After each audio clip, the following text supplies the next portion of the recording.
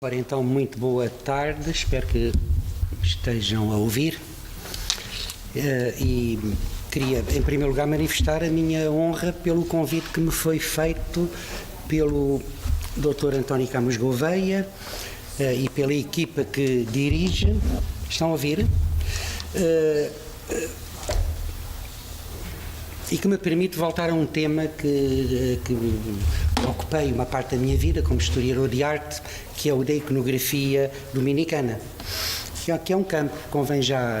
orientar, na linha do que foi dito de manhã também pelos colegas que trataram da arquitetura contemporânea, um tema ainda mal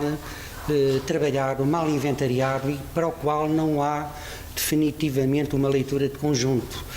quer no campo da arquitetura, quer no campo do equipamento decorativo, da pintura, da talha, dos textos e da imaginária e do resto. Há um trabalho de facto a levar a cabo,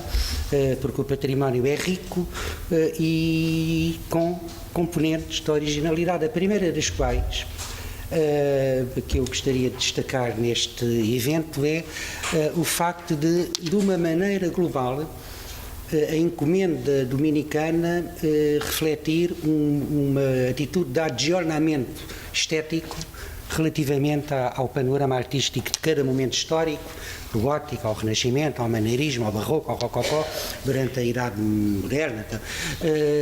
numa forma de entendimento das vertentes estéticas exteriores e com um modelo e com um figurino de atualidade. Isto é um elemento que é importante destacar e que constitui um parâmetro de alguma unidade no panorama formal, estético e ideológico que define a linguagem dominicana em torno de figuras tão importantes como o Frei Luís de Granada, que eu gostava de falar daqui a pouco com mais detalhe,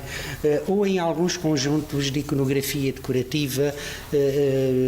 como nomeadamente o Convento de Freiras Domínicas de Aveiro,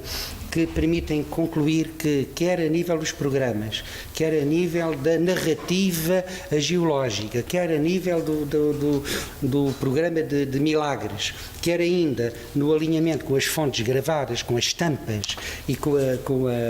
os modelos estéticos italianos, flamingos, castelhanos, há uma atualidade de modelos que é verificável no terreno, mesmo descontando aquilo que é uma realidade da ordem dos pregadores e de qualquer outra ordem. Que é o facto de estarmos a lidar com um património profundamente lapidado, quer no número de conventos que foram demolidos, destruídos ou perderam o caráter, quer a nível dos recheios que foram depauperados por incúria, por abandono, por iconoclastia, por roubo, por um conjunto de calamidades, mas perante aquilo que nos chegou e que é abundante, perante a qualidade do património remanescente, nomeadamente no campo da pintura, onde há atualidade permanente de modelos. Estão a ver aqui uma das muitas tábuas de um retábulo alentejano, já no contexto de Contra-Reforma, onde a iconografia dominicana está perfeitamente definida pelos atributos fundamentais, o primeiro dos quais é a leitura e o livro, ou melhor, os muitos livros. Nesta perspectiva, de facto, há um campo a percorrer e há um projeto a levar a cabo. Eu creio que, em primeiro lugar, é importante deixar esta ideia. Eu tive a oportunidade, na minha vida, de ter tido um contacto relevante com uma grande figura da ordem dominicana, o Frei José Augusto Mourão, que além de teólogo e poeta, era também um homem da iconologia e um crente, e tive a oportunidade, nomeadamente, de ter colaborado com ele e com outros colegas num livro, num colóquio que ocorreu há 8 anos no Porto e depois foi publicado em 2010, dedicado à história, à cultura e à arte da Ordem dos Pregadores, onde tentei no meu texto uma primeira leitura de conjunto da problemática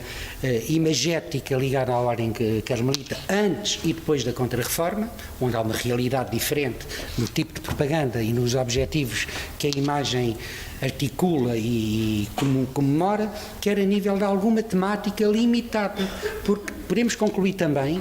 tal como o adjornamento que eu há pouco referi, que a iconografia dominicana não é muito rica. quer na variedade de milagres, quer no número de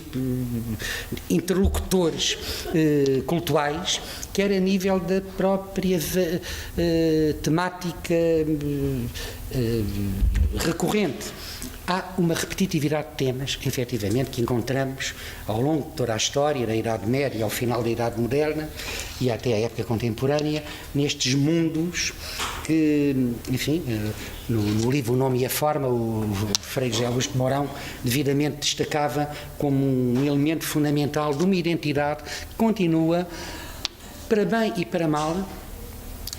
numa perspectiva de entendimento do global do que foi a Ordem, conspurcada pelo facto de ligarmos historiograficamente e de facto a prática dominicana a uma das práticas e épocas mais polémicas da história da Igreja medieval e moderna. Como, aliás, como tão bem foi definido pelo Dr. Marcocci e pelo Dr. José Pedro Paiva. Mas queria referir também outro livro, além do que indiquei dos dominicanos em Portugal, de homenagem a Frei Mourão, um outro que creio que já foi referido de manhã, que é este, que foi também uma etapa num contexto de fortuna crítica importante para reconstituir em Lisboa o património dos conventos de monjas dominicanas, maioritariamente destruídos. Portanto, foi um trabalho fundamental de criptohistória da arte, trabalhar no património dominicano a partir de inventários, a partir de listas de obras espalhadas e divididas e perdidas, em maioritária em grande parte, mas que permitiu levantar o véu quanto a gostos, linhas estéticas, clivagens, acompanhamentos com a novidade de cada momento e, fundamentalmente, a nível daquilo que os documentos permitem ainda avaliar, de encomenda de arquivo, de encomendas de talha, de pintura de tetos, de textas, de pratas, enfim, todo um equipamento que estes conventos de freiras, maioritariamente destruídos, como veem, como digo, têm para contar. Portanto, há também aqui, convinha lembrar, neste aspecto da história da arte, que é tão importante como disciplina e que não é de maneira nenhuma um terreno à margem da grande história, como muitos julgam, um terreno estanque e uma disciplina completamente autónoma, tem efetivamente constitui uma janela aberta para aquilo que é o problema fundamental do entendimento da história, dar voz, dar vida, dar entendimento a quem faz, a quem vê, a quem produz, a quem frui, a quem discute, o homem e as mulheres que geram a história. E também aqui, no contexto da Ordem dos Dominicanos, histórias que há para contar e para relembrar, e o que me obriga também a gerir o meu tempo para, depois de ter ficado explicado nestes poucos minutos, como creio que há uma história para escrever e há um levantamento para cumprir, que não foi ainda feito, quer em Portugal, quer no mundo português, tendo em conta o papel que a Ordem Dominicana tem na esfera do grande império e no mundo que fala português. A temática mais repetida é a temática de combate e as estratégias de propaganda que no contexto da Contra-Reforma ganharam um volume extraordinário. Estão a ver aqui uma tela que eu escolhi entre muitas, primeiro porque é de um grande pintor barroco português chamado António de Oliveira Bernardes, depois porque é uma das pinturas que inaugura, na época pedrina, um virar de página no contexto do esgotado tenebrismo, que até aí tinha dominado o vocabulário retabolístico da encomenda. E ainda, e é o que mais nos convém agora destacar, porque trata de um milagre recorrente na iconografia dominicana. O milagre do livro do chamado A Prova de Fogo, o livro que paira no meio da queima de livros condenados neste narrativa lendária que o Tiago de Varagine, na Lenda Dourada, explicam o prodígio do livro que é poupado pelas chamas, pairando e escapando, portanto, ao fogo que tudo vai destruir. Portanto, é um ato, estamos perante também um elogio da iconoclastia e da prática iconoclástica católica no contexto da Contra-Reforma. Eu escolhi um conjunto de pintura narrativa, entre os muitos que há, por três motivos fundamentais. Primeiro, porque é uma obra, um conjunto e um pintor ainda muito pouco estudados, o António André. Depois, porque é provavelmente o mais completo programa de narrativa dominicana que temos em Portugal na época barroca. E ainda porque nos revela o papel propagandístico da Ordem no modo como, junto a Roma, procurou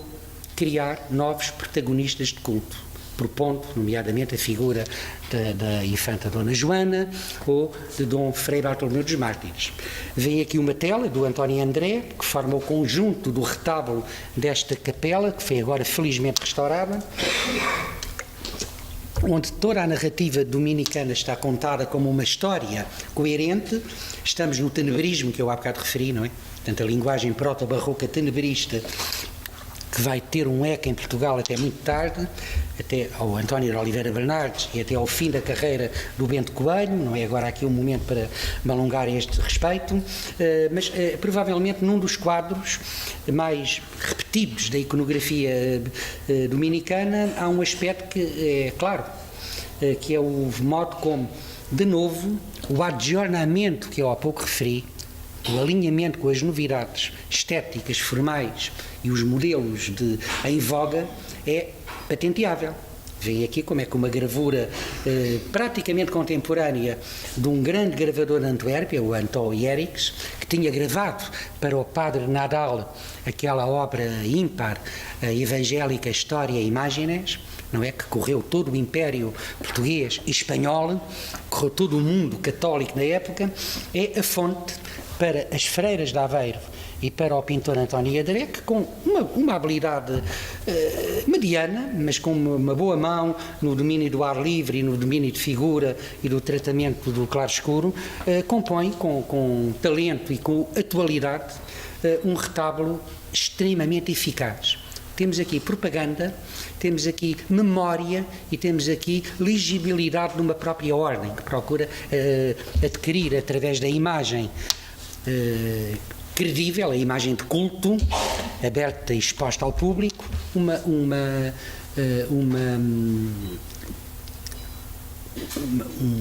portanto, os pergaminhos do próprio historial. Uma das tábuas deste retábulo que acabámos de ver na predela, tenho aqui a fotografia antes do restauro, é o milagre, o chamado milagre do banquete, ou do pão e do vinho. É uma história muito comum na iconografia dominicana, em todo o Império. Encontramos também o tema pintado em Goa, creio que também pintado na Bahia, estou-me a lembrar de ecos desta iconografia. Aqui o pintor António André tratou a obra com tanto desvelo que chegou ao ponto de escolhê-lo para pôr o nome e a data do trabalho. O trabalho que está também documentado por uma crónica da Ordem, foi uma freira importante do convento, a Dona Maria de Padilha, que pagou, decorou e definiu o programa iconográfico, lembrando também aqui que uma narrativa iconográfica envolve muita gente, não apenas o pintor, que é o intérprete e é o veículo, com maior ou menor qualidade. Há as fontes gravadas, há o projeto narrativo que é discutido entre cliente e mentor da encomenda. Portanto, há todo um conjunto de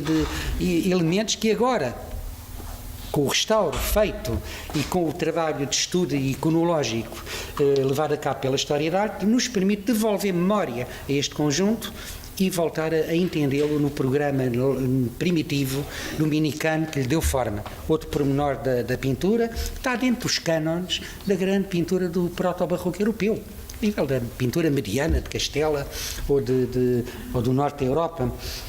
católica, ainda com a peculiaridade de ter o nome do pintor em letras garrafais e com pormenores que mostram o talento e, enfim, e os limites também inventivos do António André, que era um pintor do Porto, eu não referi, um pintor do Porto que vem a Lisboa aprender pintura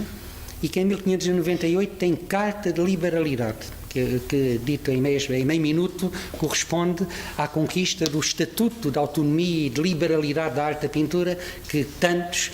praticantes reivindicavam. Portanto, não era um pintor qualquer. Aqui é um pintor qualquer, uma pintura menor, de menor qualidade, mas muito, dentro da ingenuidade que vemos, muito eficaz no tratamento do mesmo tema, até pelos detalhes da etnografia conventual e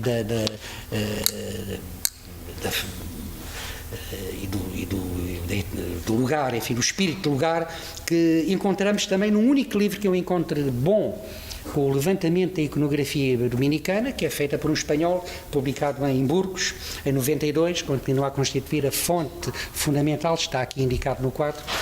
no PowerPoint, fundamental para a iconografia dominicana, a que Portugal não escapa. Os mesmos temas, os mesmos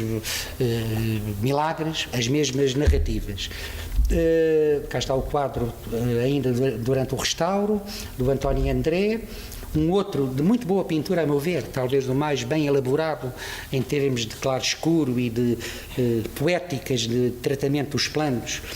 que é o milagre do retrato, do verdadeiro retrato, tema também muito repetido na iconografia dominicana em Espanha, em Portugal, aqui no Convento de Benfica, temos o tema pintado pelo espanhol Carducho, de que eu não vou falar, porque é uma obra mais publicada e mais divulgada. No teto desta capela de Aveiro, fundada pela Dona Maria de Padinha, temos um programa político da própria Ordem, em que, numa data muito recuada, pela primeira vez, foram promovidos determinados beatos e figuras ilustres da história dominicana, ainda não beatificados em Roma, nomeadamente este, o Milagre da Ponte,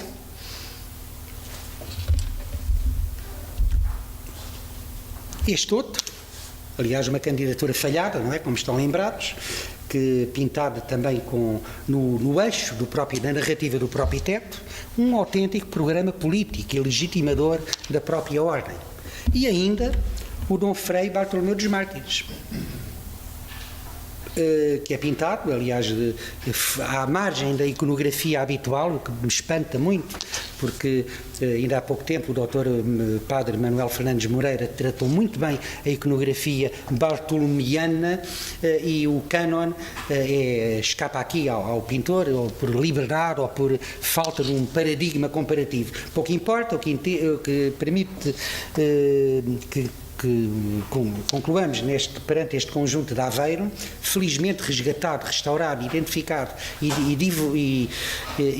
entregue à comunidade depois de um longo período de olvido, é o contributo que tem para compreender aquilo que é a norma da ordem dos pregadores no contexto da Contra-Reforma. O rigor imagético, o papel propagandístico e catequético, a imagem que fala, a imagem que educa e a imagem que explica um caminho, e ao mesmo tempo aquilo que eu há pouco referi como a primeira característica, o alinhamento da ordem com o que eu poderia chamar um adjornamento estético no contexto da Europa do tempo. Que estas pinturas, enfim, dentro dos limites de um artista regional, acabam por atingir, numa data muito recuada. Estamos também, convém lembrar, na época em que a monarquia dual e o domínio dos Filipes declina, e em que há fatores de instabilidade. Não deixa de haver também um quarto aspecto a referir relativamente a esta capela, que é o facto de haver aqui também algo de retórica e de paranética política, em termos de um vago e adivinhável programa anti-castelhano. Também já aqui espreita e na própria retórica das freiras e nas crónicas que descrevem este tempo. De modo que, havendo efetivamente uma falta de estudos no campo da imagética dominicana em Portugal, desde a Idade Média até à época contemporânea, porque não deixa de haver aqui um elemento palpitante de trabalho que decorre da grande qualidade do património remanescente. Ainda há muito, no campo da pintura que estou a falar, do campo da imaginária, da Tânia, e que remetem para temas que eu gostava de referir, que contrariam provavelmente este aspecto mais, que não chamaria obscurantista, mas de um propagandismo imediato, claro e de claro-escuro, que é a procura de uma nova espiritualidade através de novos temas. E aqui não podemos deixar de destacar o grande valor que cabe à figura do Dom Luís de Granada, do Frei Luís de Granada, como poeta, como teólogo e como propagandista de programas estéticos, Quando olhamos para o quadro Cristo meditando na paixão, um Cristo em melancolia, um Cristo que duvida à revelia, à margem do itinerário narrativo do Novo Testamento, um quadro que é no limiar da Contra-Reforma e que é provavelmente um quadro mal amado. E tanto é que a história dele é de desmemória até ao redescobrimento contemporâneo. Estamos perante uma linguagem e uma prática dominicana que escapa àquilo que é a doutrina da propaganda da Contra-Reforma. Estamos nas postrimarias, no papel da imagem, não como algo meramente catequético, mas como um elemento intermediário de fé. Portanto, numa altura em que é fundamental que a postrimaria atue para o mercador, para o marinheiro, para o viajante que parte para a Índia, para o Japão, ou para Hormuz, ou para qualquer ponto do Império, e tem a imagem como elemento de conforto e de intermédio elemento de apoio à fé individual. Este aspecto que é discutido e que depende do iranismo e depende das doutrinas do humanismo cristão que entram em conflito com o totalitarismo do modelo contra-reformista a dado momento, encontram no pintor Morales, o divino, um protagonista extraordinário desta vertente intelectual e poética da arte dominicana, que era importante estudar a fundo. Quando olhamos para os pequeninos quadros do Morales, pequeninos, feitos para oratórios privados ou para o culto ambulante, onde a ideia da postrimeria corresponde claramente àquilo que o Guia de Pecadores do Frei Luís de Granada descreve. A imagem não como um mero ornamento ou um floreado da narrativa bíblica ou evangélica, mas como um elemento de conforto, de intermediário de fé, de apoio à fé individual. E nesta perspectiva, este papel, que cabe, aliás, na grande encomenda feita pelo Frei Luís de Granada em Évora, convém lembrar, porque o convento foi destruído, mas ficaram as pinturas. E é uma novidade em Portugal. Na década, no momento em que isto ocorre, anos 60 ainda, estamos perante um domínio de uma pintura maneirista de tipo italiano, alinhada pela bela maneira romana ou florentina. Aquilo que o Luís de Morales veio pintar a Évora para o convento dos dominicanos, por encomenda do Frei Luís de Granada, para o convento que ficava aqui, neste jardim que estão a ver, é uma obra totalmente diferente. É um maneirismo que respira um gigantismo, uma escala, aquilo que nós chamavam na época de despejo. Portanto, o tratamento da figura à escala monumental, despejado de qualquer outro tipo de ornamento, ou fundo, ou algo que indisciplina o olhar crítico, não é? Torna os painéis de Évora, a encomenda do Frei Luís de Granada, uma prova cabal da postrimeria e o incómodo que este tipo de pinturas vai ter também no mercado, porque não correspondem diretamente àquilo que uma contra-reforma meramente militante, de combate, de escatologia, pretendia levar a cabo e levou a cabo. De modo, temos aqui uma matéria de trabalho que mostra de novo a novidade, a qualidade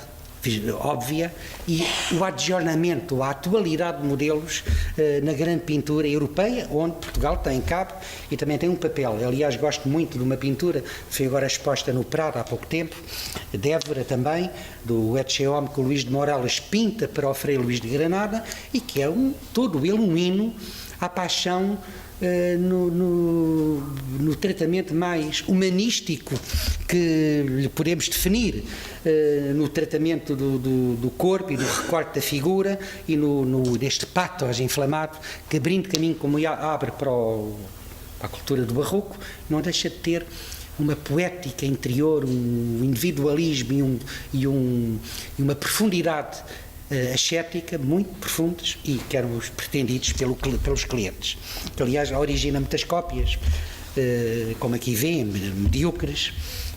e não é agora o momento de falar delas, porque o tempo também é pouco.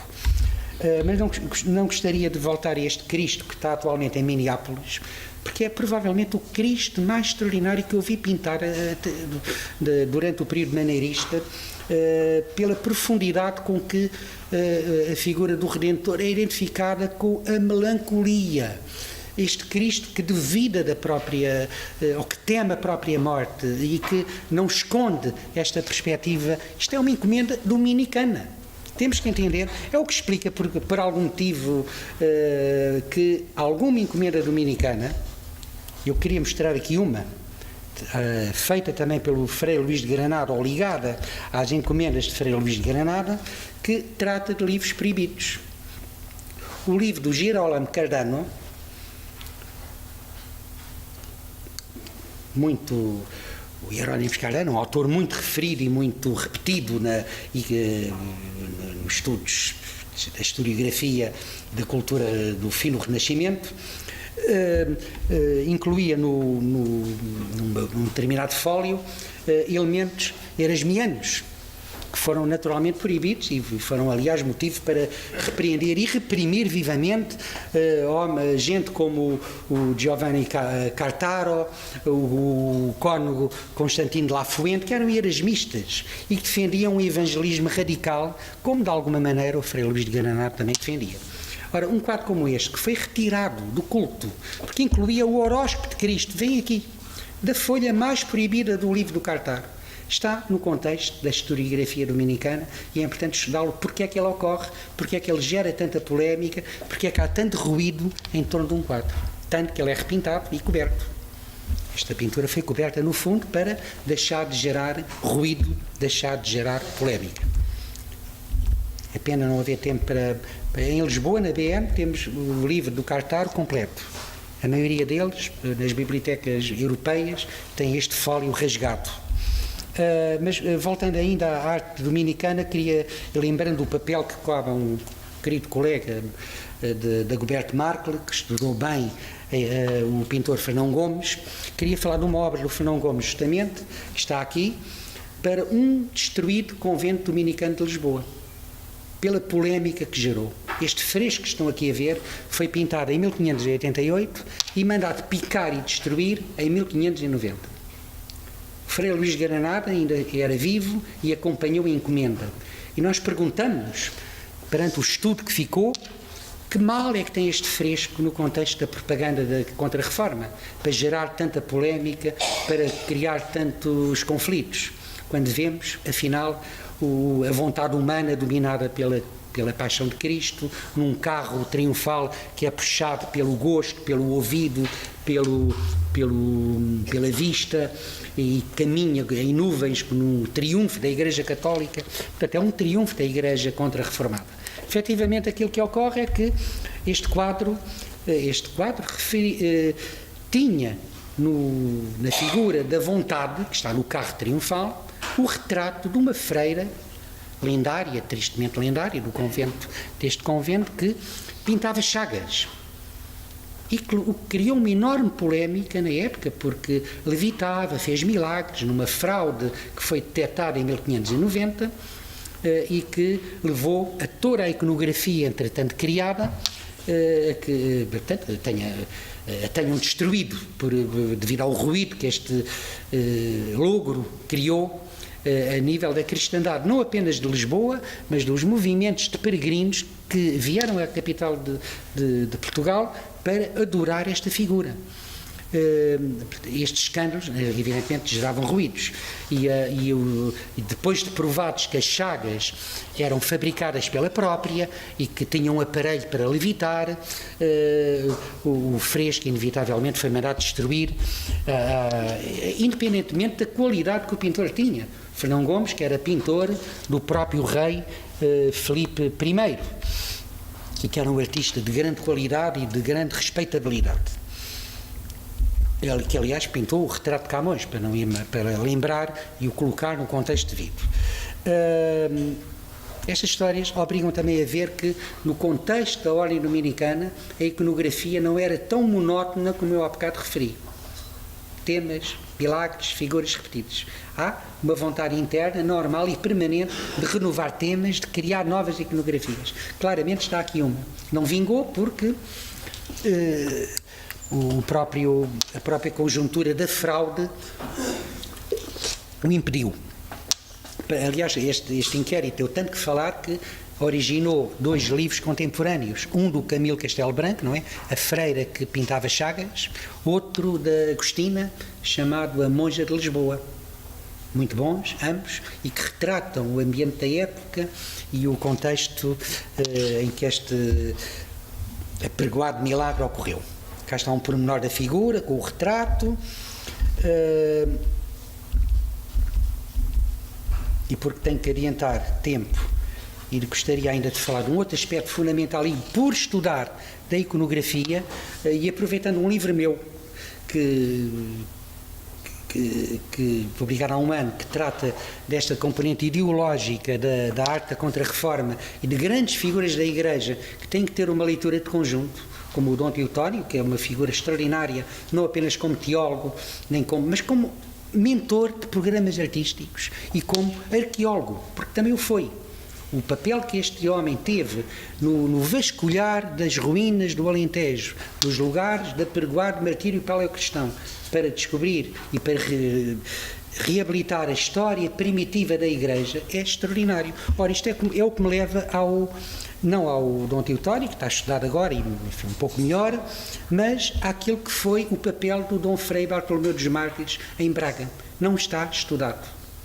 na perspectiva que estou a referir. A perspectiva do arqueólogo, do intelectual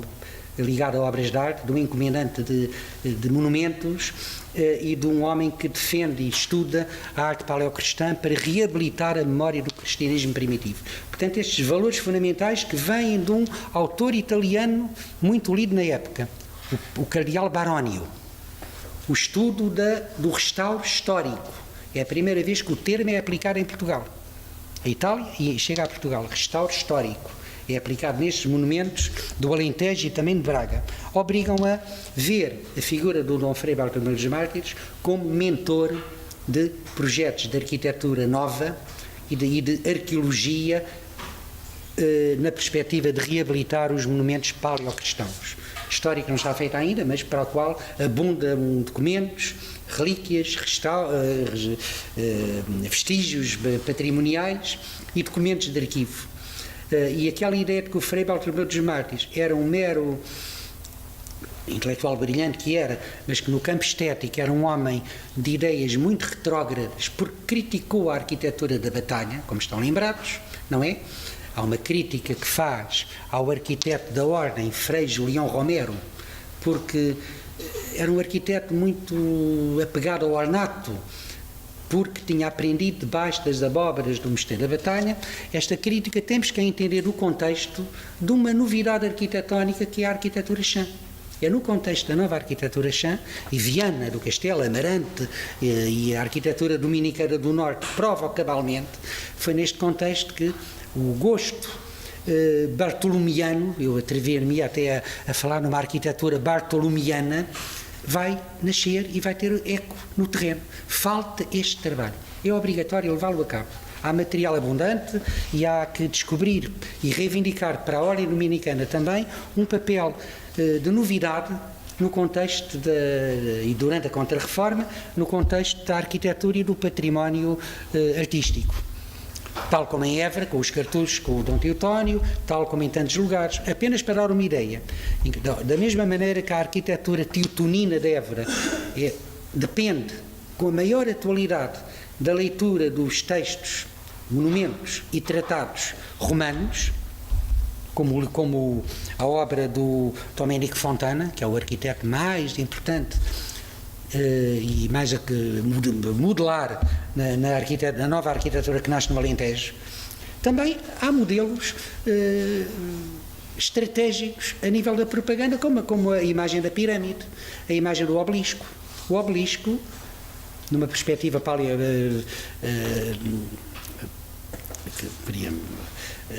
de antiguidade histórica e de relíquia arqueológica, é um modelo inspirador para tantos objetos de equipamento litúrgico, como os relicários, como as colunas martírio, um pouco por toda a cristandade. Também importa estudar no conjunto e no contexto em que estes figurinos ganharam corporalidade. havia muito para discutir naquilo que é lido, naquilo que é discutido, naquilo que é fonte histórica na ordem dominicana, as fontes, o Pompeu Ugónio, os livros de arqueologia cristã, mas em primeiro lugar o cardeal Barónio, e eu permito-me destacar o documento da direita, porque é uma carta do cardeal Barónio, onde aquilo que ele chama encomenda heroica, isto é, uma encomenda arquitetónica com memória, reivindicando uma história cristã com 1500 anos. Tem como modelo aquilo que era feito em Braga, no contexto da Reconquista Cristã, portanto, num elogio óbvio ao papel e à figura do Dom Frei Bartolomeu dos Mártires, impõe, efetivamente, na prática e no terreno, um estudo desta opus antiquitatis, ou destes monumentos, que também no contexto dominicano ganharam um caráter porque a ideologia de então a tal obrigava, este virar de página. E basta ver o restauro, chamado como tal em Roma, de igrejas de mártires primitivos, como a de Nereu e Aquileu, que é muito referida, onde há o relatório que nos chegou e onde toda a doutrina do cardeal Barónio está bem explicada, para compreender o que é que foi feito um pouco em Portugal na mesma altura, com os mesmos critérios e valores. Eu tive a oportunidade de trabalhar um pouco para o Alentejo e ver como é que estes restauros foram feitos, a partir de vestígios do antigo, claro, com critérios discutíveis, que a contemporaneidade pode rejeitar, mas que foram efetivamente a pré-história do restauro contemporâneo, partindo do vestígio e do elemento probatório, desta techne rhétorique de que falam os textos apologéticos da Contra-Reforma. Estão todos na dialética dominicana, quer com o cardeal Borromeu, quer com a obra do cardeal Barónio, que está nas bibliotecas dominicanas. Eu não tenho aqui nenhuma obra do norte de Portugal, porque este trabalho não está feito. Mas para Évora, recorrendo à figura do Dom Teotónio e à política arquiepiscopal em Évora, encontramos monumentos ligados a relicários primitivos, ou alegadamente ligados a relicários primitivos, como esta igreja, onde teria ocorrido o martírio do primeiro bispo de Évora, na época paleocristã, enfim, para justificar toda uma política de restauro e de nova arquitetura entre o antigo e o moderno, estratificada num programa e numa ideologia de conjunto com objetivos muito claros. Melhor entender a memória e também, ao mesmo tempo, com valores que eu poderia chamar patrióticos. Reabilitar para um território ou para um reino uma memória antiga, um papel importante na história do cristianismo primitivo. Portugal não fugiu à regra e Dom Frei Bartolomeu dos Mártires teve efetivamente este papel, tal como Dom Teotónio o teve em Évora, escavando lugares como este, na Torrega. Está neste momento a decorrer uma campanha arqueológica aqui para descobrir relíquias de mártires primitivos, a chamada Cova dos Mártires. É toda uma história que está por contar e por rever e por ler em conjunto. E nesta perspectiva também acabo, porque o meu tempo já deve estar no limite, com outro aspecto que fica apenas apontado como linha de trabalho: o combate inevitável ao inimigo interno, ao protestantismo, em que os teóricos da Contra-Reforma, o Barónio, o Borromeu, o cardeal Paleotti, tiveram um papel fundamental, evidentemente, o padre Roberto Bellarmino, mas onde a parte criativa e mais relevante deste trabalho foi feita justamente através de medidas criadoras no campo artístico. Isto é, uma nova imagem de propaganda, uma nova imagem falante ou eloquente, como os quadros do Morales no âmbito das posterimerias, ou o restauro histórico capaz de reabilitar o património dito paleocristão, mesmo quando não o era, romano ou medieval, muito frequentemente. E nesta carta, já não tenho tempo, que pena, termino com uma ideia também que é dominicana e que contraria a tal ideia do obscurantismo que ocorreu efetivamente, mas que não é dominante: o valor da arte, da pintura, como remédio para os males do mundo, que o grande teórico e escritor, poeta, teólogo, humanista Benito Arias Montano, diretor da Biblioteca do Escorial, explanou num poema escrita em Roma, acompanhado por uma notável gravura do Cornelis Cort, onde a ideia da pintura, a ideia iluminada da pintura é entendida não como uma mera propaganda didascálica, a cru, mas como um elemento de diálogo aberto, como remédio para a maldade que espreita na humanidade. E ele falava bem e entendia de que é que estava falando, porque na época do Arias Montano, que teve contacto com os dominicanos, e também com o poeta Frei Luís de León e outros, está aqui a figura, a Europa vivia momentos trágicos de guerras de religião, crudentas, não é? Na Flandres, nomeadamente, e era importante, com a Bíblia Poliglota, que é a primeira tentativa de criar, uma das primeiras tentativas de criar uma Bíblia dominada pelo valor da pietas concórdia, constitui um outro elemento reparador e que de alguma maneira contraria a tal lenda negra que já foi aqui muito referida durante a manhã, para como enfim, que era atributo inerente à ordem dominicana. Gostaria de terminar com esta imagem da alegoria da arte da pintura como remédio para os males do mundo, tal como o poeta humanista